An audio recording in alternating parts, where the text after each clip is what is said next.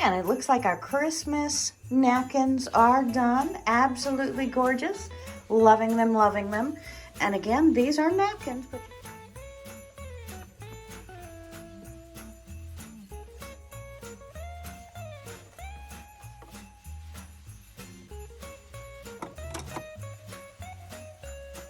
hi, and welcome to Where Wendy Travels, Where Wendy Creates. Today we are making Christmas tree napkins for your festive tables.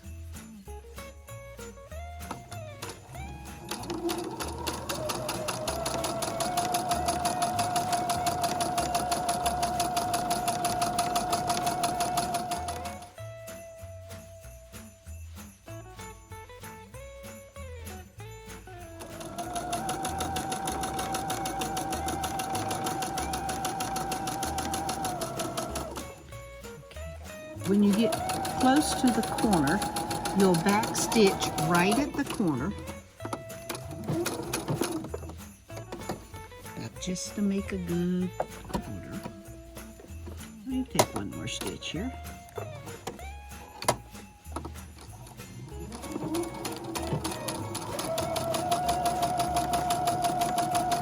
And then you're going down to the stitch where you started. But remember, your hand has to go in here to turn it. So about at this little mark here,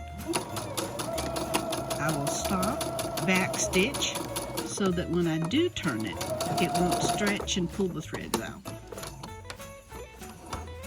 Before you turn it, you clip the edges. And of course, make sure you have all your pins out, which I do. Now, if you have massively large hands, which really mine are a little bit on the large side, you would leave a little bit larger opening, but I like this little smaller opening. That's less to sew up later. Now we come to the corner. Put your thumb down in the corner and the finger on the back side and push the fabric through. If you don't make a perfect corner, that's okay. Now you've got it all around. You need to run your finger along the seam line to make it turn smoothly. This also helps the fabric to lay flatter on the back side.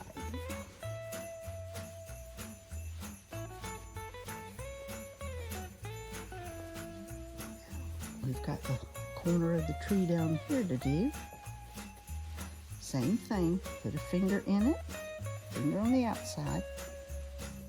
And now at this seam, we will sort of run our finger on the inside, press the outside, pop it together, push it apart. Now what you want is to make sure that these two edges are folded down good so that when you do get to the next stitch after you press it, your seam will stay down. As you see, it's quite long. Looks like the stem is crooked. But that is the proper placing, because when you fold it, you will see this look. And I'm sorry, I did not press this first. Wanted to show you on camera.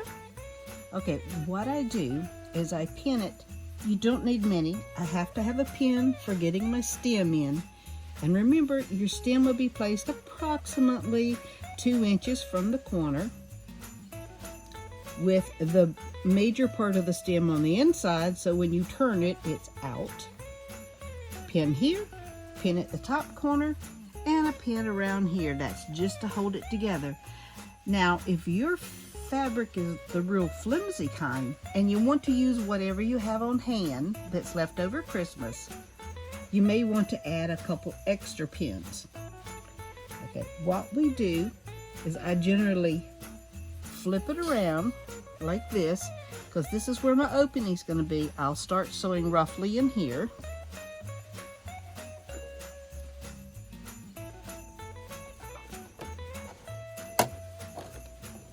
Always start back stitch, because your hand's going to be in it to turn it, and you don't want to pull out your stitches.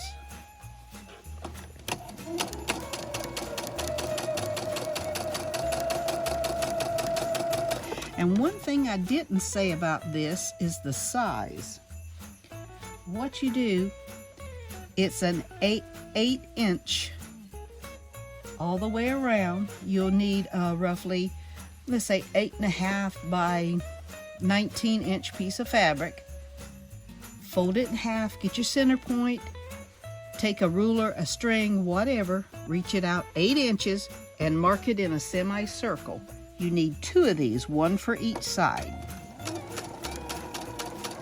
You place them face together and then sew them down.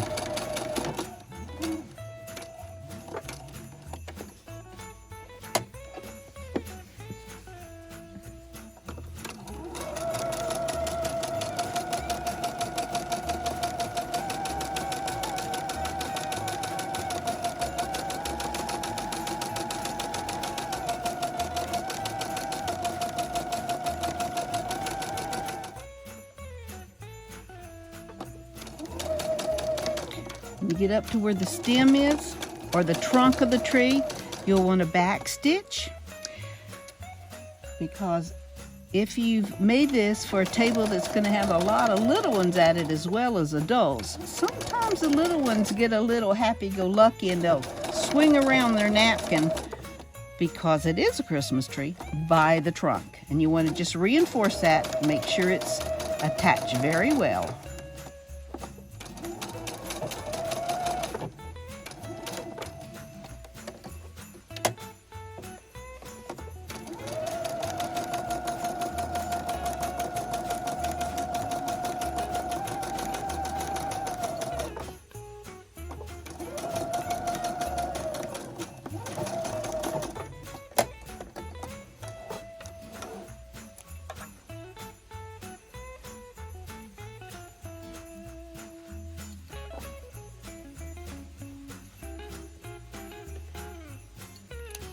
We're trimming our corners to make turning it much easier, so our corners point. And in our hand opening, which is roughly 3.5 inches.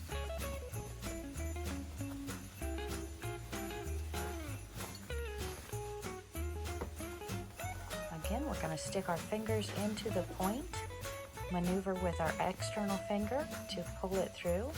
Push through the point, pull it out.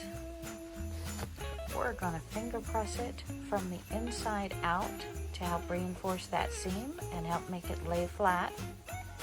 And then we're going to finger press the outside, and soon we're going to bring a stack of these to the iron and let you see how I get these ironed and how my wonderful assistant Sylvia then forms it into the shape of a tree. But we've got another surprise step coming, that the tree won't be right unless we do it. So right after we iron, we're going to show you that. And finger pressing the outside. And again, these are dinner napkins for your festive meal. And one thing great about these is a lot of us have stopped using napkins at our dinner table, but once you see how festive and wonderful these are, you're going to want to make some of these or pick them up at your local craft store, and that way your table can be very festive and a conversation point as well.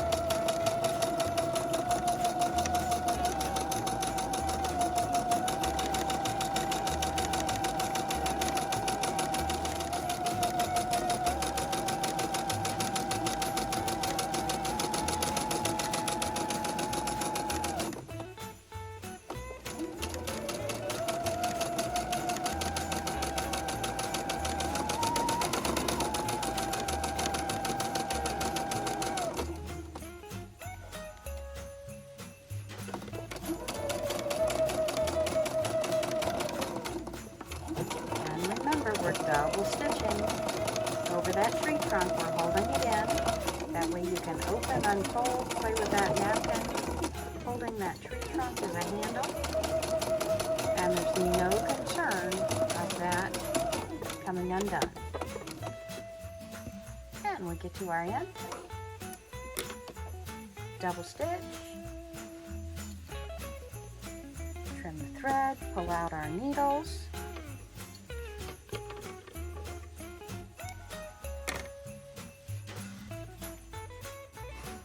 And we're going to trim our corners. And then with our fingers inside of the tree, we're going to use the finger in the point with the other finger on the outside. Turn it right side out, go to the other side, trim the corners. If we do not trim the corners, those corners will not be points. We want them to be points. And then we turn it right side out.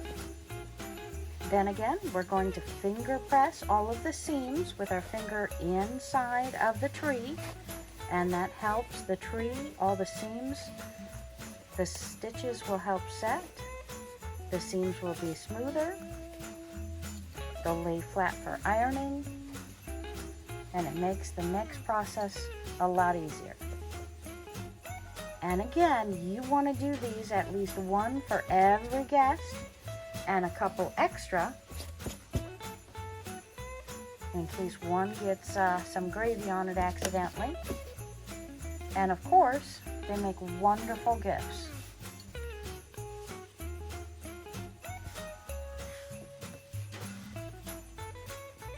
And voila.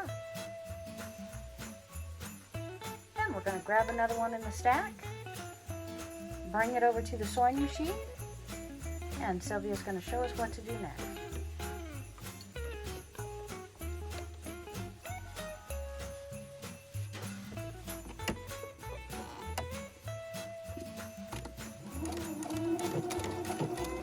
Double stitch our beginning, starting halfway down.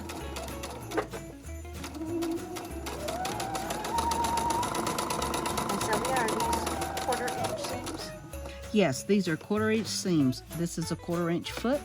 If you do not have a 1/4 inch foot, you can measure on your machine, and there's lines, and you can follow the lines to help you guide. You can even use some painter's tape and put a little piece of tape here and just follow the edge of the tape. That's a great idea.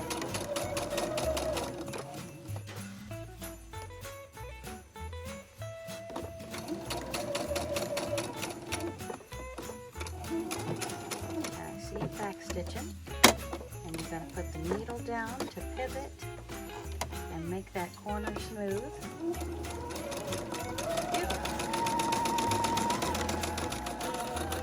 So Sylvia, question. Yes. In the beginning, I understand you made your template using an 8-inch string, 8.5-inch string. Yes. And then you drew out your template. You can use string, you can use your measuring tape, a ruler, whatever you have that's got, that you can measure, or it has inches measured on it. I first took a paper bag and did it on a paper bag because I could fold it in half and get my center point. And then once I had it in the paper form, I put my extra marks on it for my folds, opened it back up, laid it on some cardstock, or what's even better in cardstock is poster board, and then made a template that I could just lay on my fabric and cut around or draw around and then cut around, depending upon if you want to use scissors or a rotary cutter. And that's wonderful, especially when we get the 1/4 inch strips of the Christmas fabric. We can use this instead of having to have yardage for the full circle. Correct. And I love that. And if you have a green piece of the 2.5-inch strips, use that green piece and cut it in increments every 2 inches. You'll need 2 of those together and sew around it, turn it, and that is what makes your tree trunk. And Sylvia, I know one of your favorite colors is green. Is that why we're using green tree trunks instead of brown? Yes, I love the green, and it's All right. Christmassy feeling. So just like we can use any fabric we want to make the napkins. Oh, yes. And you can even use plaid. It doesn't matter what fabric you use. It's for fun. It's for enjoyment. If you don't have fun doing it, why do it? So have fun. Okay. And you also just recently told me that a lot of people at your last year's craft show purchased mismatched ones because they didn't want the set being the same color. Yes, that is correct. Now that's new to me. Well, you know, some of us are in the traditional, well, everything should match. But actually, if there's children around, it's so much more fun to have some adult things, some children's things, mix match it around, have some bright colors. And if you give me just a moment, I'll show you a really bright colored one. Okay, I look forward to that. Remember the paper template I was telling you about? This is the one I made originally, and I set my folds in it, and then I placed it down on some poster board, traced around it, cut it out, and this is what I lay down on the fabrics. That's my leftover fabrics. And yeah, what a mess. But this is the template I laid on top of like 3 or 4, maybe 5 sometimes, and then just cut around it. Now this is the colorful one I was telling you about. Look at those colors. Beautiful. Isn't that beautiful? Beautiful, Sylvia. And then when it's folded up, voila, there you go. Oh, I love these. And then here's another one with your holly and berries. Really nice, Sylvia. Really nice.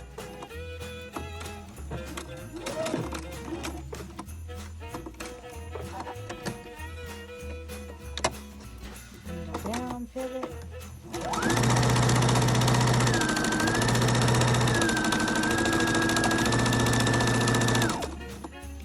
If the needle becomes in the way, remove it. Do not run over it with your sewing machine.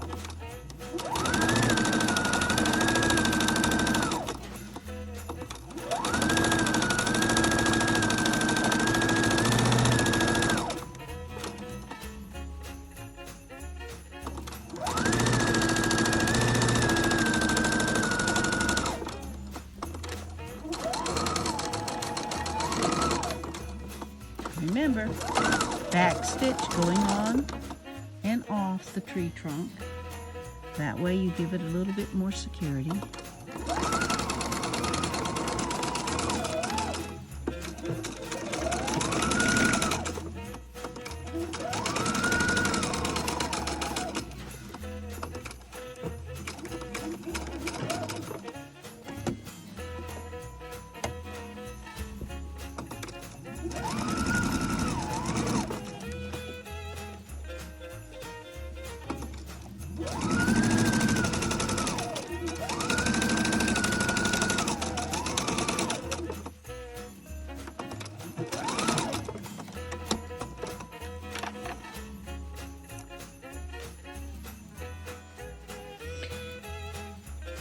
You can clip your edges the same time you clip your threads and pull your needles out if you like. That way, when you put it to the side to do it later, you won't forget about those needles or those corners. Because if you do, you'll get a surprise.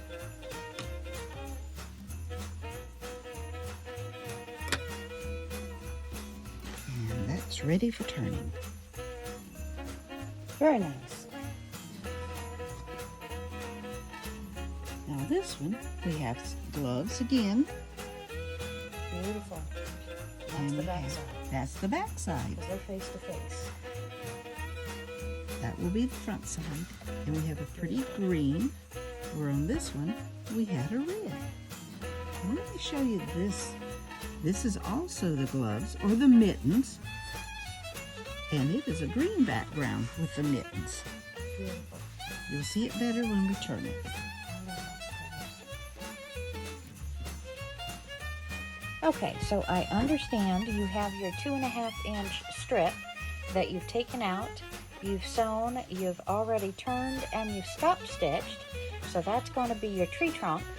And I grabbed 2 of your half circles here, which again, if I understand correctly, is take your pointer in the center and draw your string out, your line, you make your template, and then you lay your template on your approximately 1/4 inch scraps, and then you cut out your circles.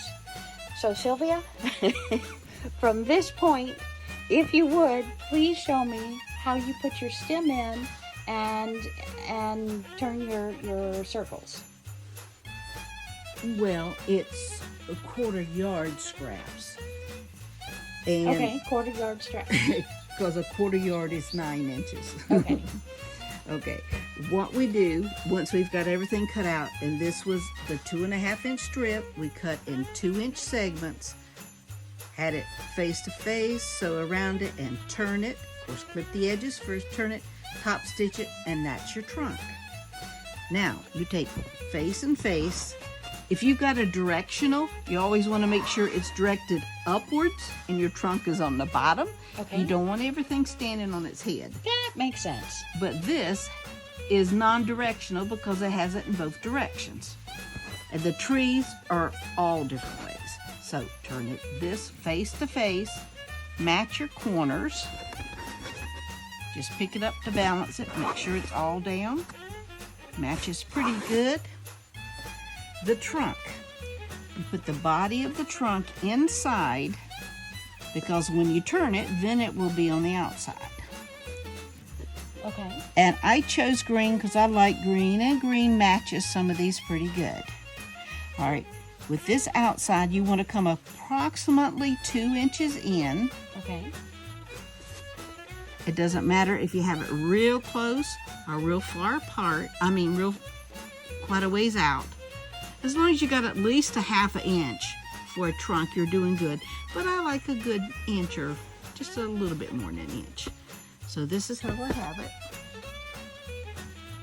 And it's approximately 2 inches. I did not measure it. Okay. If we want to measure, here we go. Eyeballing it, and look at that. Wow. Very It's nice. very close. Absolutely. Great So, job. with that, we'll take one pin and pin it through the trunk and the body, top and bottom. Okay. You come to the top, place a pin there. Trying not to stab ourselves. Yes, and if you do, well, just make sure it doesn't bleed on your fabric. Okay, so we want to get close to the edge, but if we end up getting close to that with our sewing machine needle, you said that we're going to pull it out. Yes, if Okay. you start it, let's say this is all the way over here. You do not want to sew over this. If your needle hits that, you're either going to bend this needle or you're going to either bend your sewing machine needle or break it. And if you break it, you'll be popping it and probably have some situations going on there. We do not wear safety glasses, but if you plan on running over needles, you need to be wearing them. Well, luckily you and I, Sylvia, we both wear glasses. Very true. All right, so that looks great. So no, since you're having the opening on the back, you're not putting any needles on that side, I see. Correct, because I will start roughly in the middle and a back stitch when I start, and then it's like it's already got a pin in it. Perfect. And then when you come around, you stop. You want to leave at least 3 inches, 3 or 4. If you have large hands or you're uncomfortable with that small of an opening, you can leave more. It doesn't matter. So it doesn't really matter where on the back side you start or end. It's that opening that really matters. Right, and it's always best to start on a straight edge instead of a curve. Perfect. Okay. Well, let's see you get started one more time.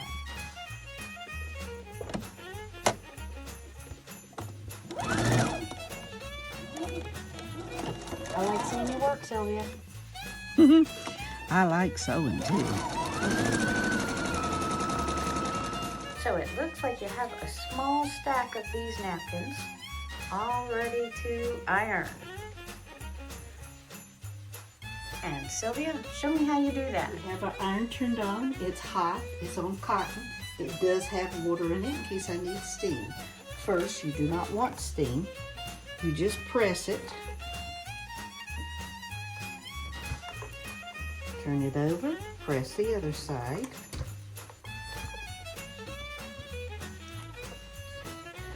And now, depending upon your fabric, if you still see that you've got some wrinkles, which this one does not show wrinkles, you would use steam to get those wrinkles out and to set the corners good and the edges. Now this is ready to take back to our sewing machine and do some top stitching. And another secret that makes this tree easy to fold. So don't go anywhere.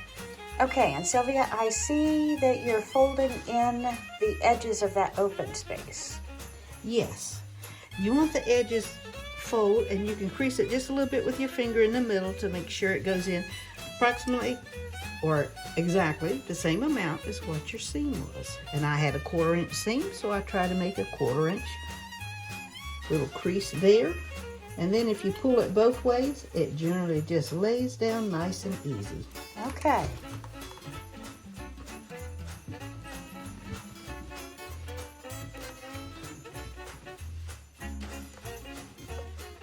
I like that one.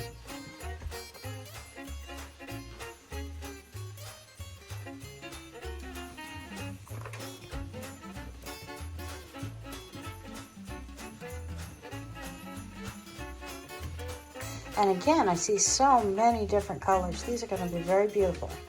And you say some people want a full set of 4 or 6 or 8, and some people want them all different colors. Right, and then again, some people are just a couple and they only want the 2. So what I've done here is I've made a lot of individuals, or when it comes to something the kids would like, I've made multiples of the same fabric. But when you come to the adult ones, I've made them in 2s, 4s, and 6s. Very nice.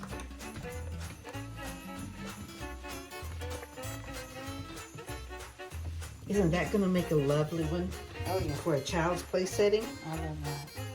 I love that. Okay, what we're doing now is setting our folds. And how did we get our folds, Sylvia?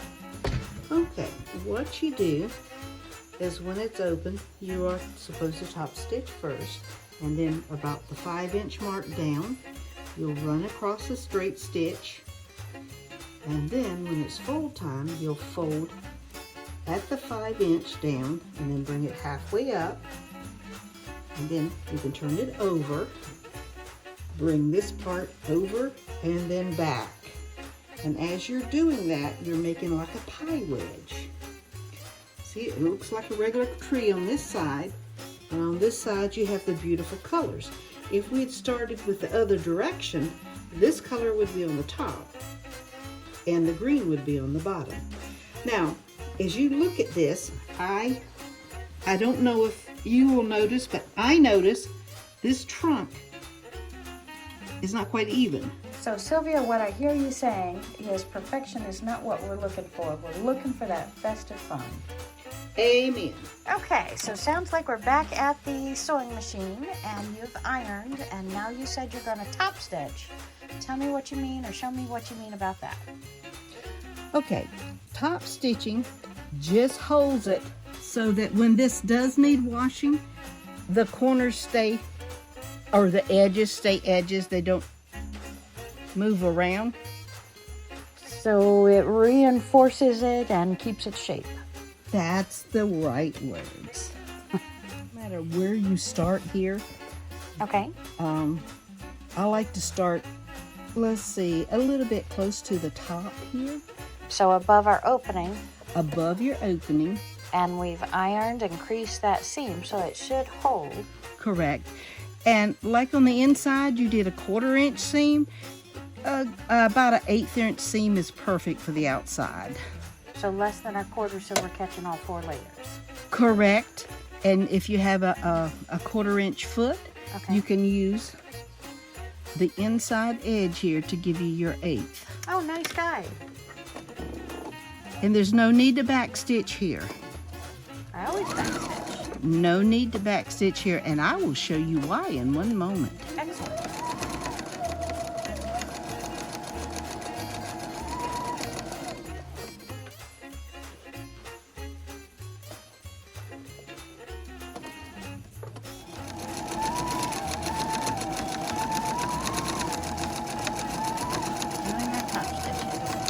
Now we have pressed it off.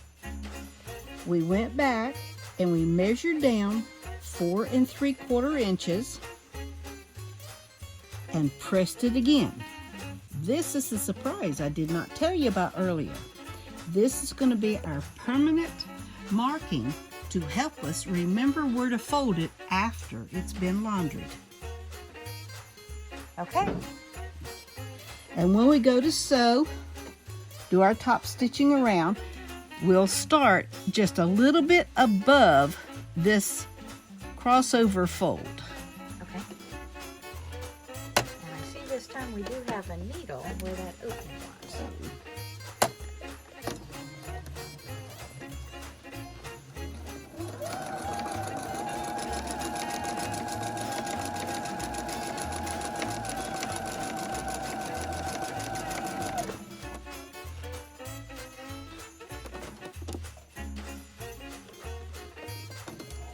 That's where we have the opening.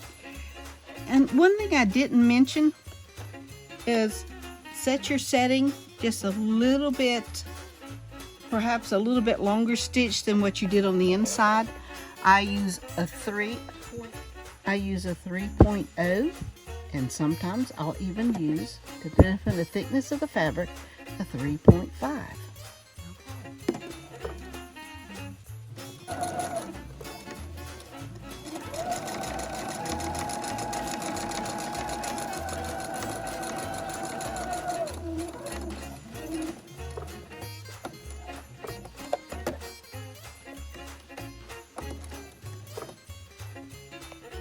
You stop at a corner and you start again. Sometimes it will run smooth. Sometimes your edges will be a little thicker there and it'll want to just do multiple stitches in the same spot. I have a helper pin, which is a hat pin, that I use for those instances. Okay, instead of a stiletto. Instead of a stiletto. You can use that if you have it handy. I just had the pin handy and used it, and it worked.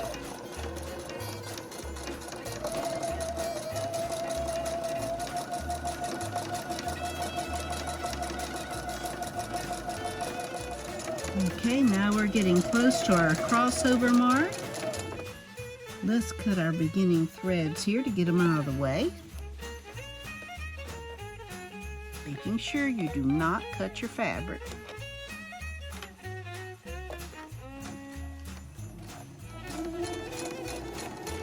The reason you did not need to backstitch here is because you're going to run exactly over the same mark. Locking in the stitches. Locking in the stitches, correct. Now, Nice. stop at your mark, pivot, and run across in the seam line. Ah, so this is the 4 3/4 inch mark when you're using the 8-inch Half circle. half circle. And that's, And that again is half, is that the radius? if it was a full circle, it would be a 16-inch circle. Okay. Cut in half, which gives you depth.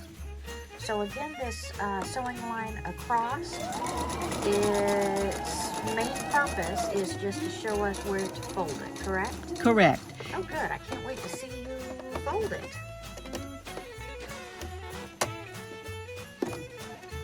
And we're just reinforcing this. Just locking the stitch, yes. I have a fix button. Instead of running back and forth, I just hit that and it stitches and locks itself. And Sylvia, what kind of machine are you using? Because that's a little different from Okay, it's a Platinum 755 Royal Edition. It's a Husqvarna quilt machine. hiking. Okay, very In nice. here, You fold it back down, bring this part over to approximately halfway. When you fold it back, you'll know if you've got it half. If both ends come together, you pick this part up and bring it over and match it up to this far line and back down. And there you go. Voila. And then we take it to the ironing board and crease it And in. you'll set your creases all the way. Okay, so Sylvia, show me that one more time. Here we go, open. We've sewed all the way around. And as you can see here, across here Is our stitch line. is our stitch line. So now we will take this, fold it back down here, take this top part and bring it up and over to it's approximately half here. You want to come to a pie point and then bring the top back down, touch the edge of the pie, so to speak. You've got this. Now you pick this part up and bring this edge over to this far edge. It sounds difficult, but once you've done it a couple times, it's a cinch. And there you go. Now what we do is we'll go to the ironing board and we'll press it real good this way. It helps set each seam. Turn it over and press it again. What I do is I go ahead and get multiple ready to make sure when I pick them up, I don't drop them and they fall apart. I'll put one pin in the top, and that way when I get the others ready to go to the ironing board, they're all set and ready to go. Okay, beautiful. Okay, and Sylvia, it looks like you have 3 different ones laid out here. And I love the different colors you've used. It shows the different styles. And I see here that it looks like I'm seeing the color through twice here and 3 times here. So I love how we can change it. So if mine doesn't fold quite like yours, as long as we're even on the sides, it looks like our Christmas tree is in good shape. That is correct. If you're setting your table and you set out the full set of silverware, you'll have enough silverware to do this side. If you use just the lesser amount of silverware, this is plenty large for you. So if I'm double forking it, I probably want the folds like this. Correct. If I'm single fork and knife, oh, I see. It makes a skinnier tree. Yes, it does. Very nice. Okay, Sylvia, well done. Well done. I love these. And if you fold it the opposite side up on your starting, you will turn out to where instead of the color, let's say the bluish color being in the second, it will be the beginning color. You know what, Sylvia? What I might do is fold it this way for the children at my table and the opposite for the adults at my table. That would be perfect. Or you can actually use a child's design for the child's place setting and an adult design for the adult place setting. Very nice. Okay, I love this color too. That is absolutely gorgeous. Very nice.